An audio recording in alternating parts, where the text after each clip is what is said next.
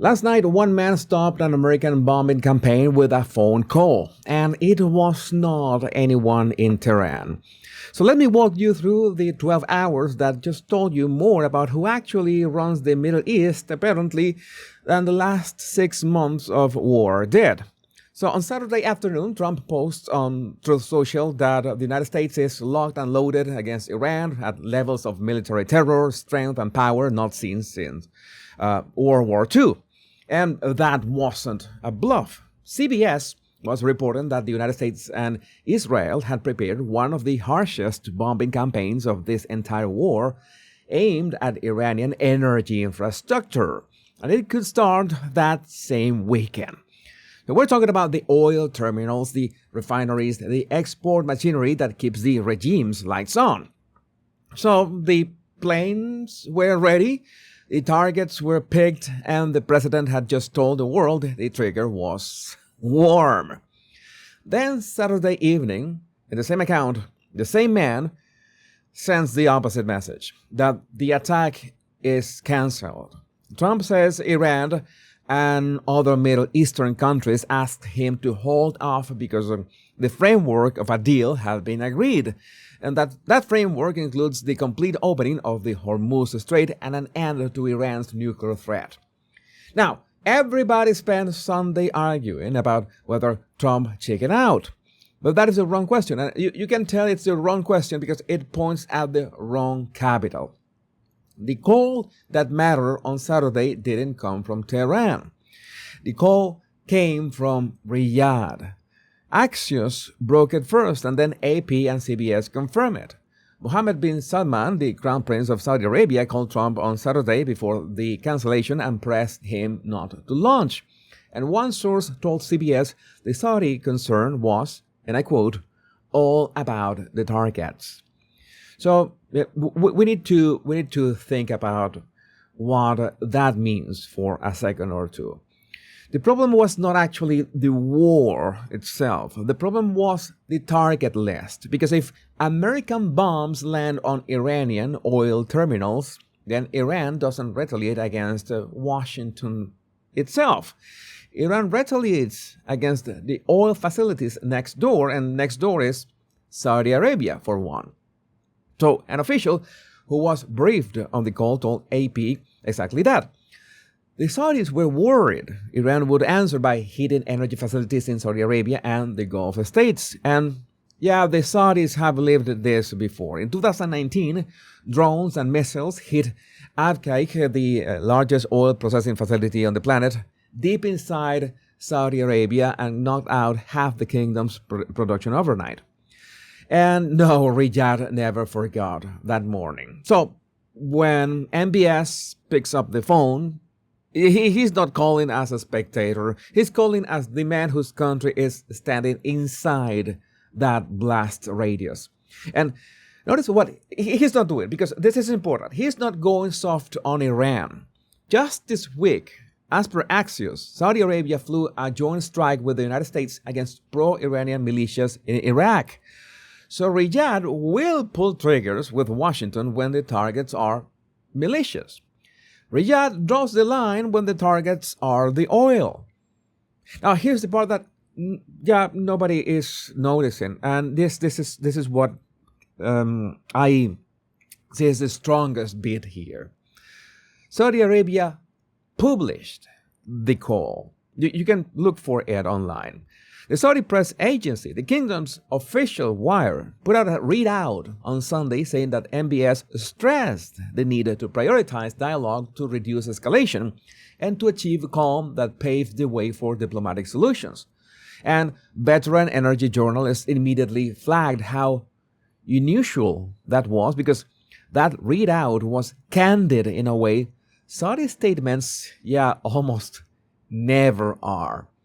So you have to understand how Gulf diplomacy normally works. It is invisible. The calls happen, the pressure is applied, and the official statement says two leaders discuss matters of mutual interest, which is the diplomat language for nothing that you will ever know about. You will never find out what happens behind those closed doors. But this time, Riyadh wanted the fingerprints visible. Yeah, they put the message out there. So Saudi Arabia is telling the entire region and the world on the record that when the American president was hours away from launching, they placed that call and the bombers stood down. So, yeah, they are making a very bold statement with that. MBS is claiming in public the one power nobody in the region has ever been able to claim before, and that is the ability to pause American military force with a single conversation. At least that's how it looks. And the audience for that claim is not Washington precisely. The audience is Tehran and Abu Dhabi and Doha and every capital that has spent 6 months wondering who can actually restrain this White House when it accelerates. So the sign you should be looking for is not really the deal. How many deals have we had at this point? We have an MOU that didn't hold, like, I don't know, not even 2 weeks. But the giveaway is that Riyadh wanted the credit. Because you only advertise, that power in public, that conversation in public, when you plan to use it again at some point. Now, does this mean that Trump folded to the Saudis? I would say that not exactly. And this is where you have to be honest about what Trump got out of the exchange. Trump has said since February that this war has 2 conditions. No nuclear weapons for Iran, and afterwards, like 1 month later, no interruption of oil with all the drama of the Strait of Hormuz. And the deal he announced Saturday night, whatever it turns out to be worth, names exactly those 2 things. The Strait open and the nuclear threat ended. So, from Trump's side of the table, MBS didn't talk him out of his war aims. MBS handed him a way to claim both war aims, without sending off the mission. So it's like a man walking toward a fight he's happy to have, and his business partner steps in and says, they are ready to pay, so why are you still attacking or swinging or planning the attack? So Trump gets to keep the threat loaded, and he said so. The cancellation post itself repeats that the military option stays on the table, and Riyadh gets the thing it wanted most, which is no Iranian missiles landing on Saudi oil.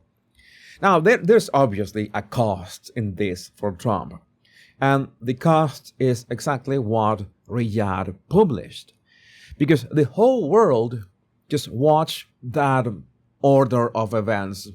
We got the maximum threat at noon, Saudi phone call on the afternoon, and the cancellation by 10 at night. And whatever the truth of what moved him, the version now sitting in every foreign ministry in the world is that the road to stopping an American strike runs through Riyadh. It is a possibility. So, that is an actual perception, and that perception is now an asset, and it doesn't belong to Trump. It belongs to Mohammed bin Salman. So, watch what happens over the next week, because this deal has a very short shelf life. Iranian state-linked media is already disputing Trump's version of the terms, saying the strait stays under Iranian management, which is not what opening means in any language. So, if the talks collapse, Trump goes back to the target list, and then you get to see whether the Saudi phone call works a second time. And if the talks hold, then the post-war Middle East just got its pecking order confirmed. An American president who supplies the force, and a Saudi crown prince who decides when it fires. Either way, you now know what to watch for.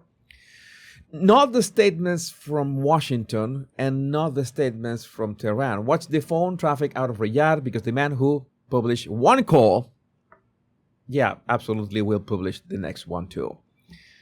If you want my deeper analysis on geopolitics and the behavior of the people who run the world, go check my blog, thepowerpundit.com. I can say things there that I prefer not to say anywhere else.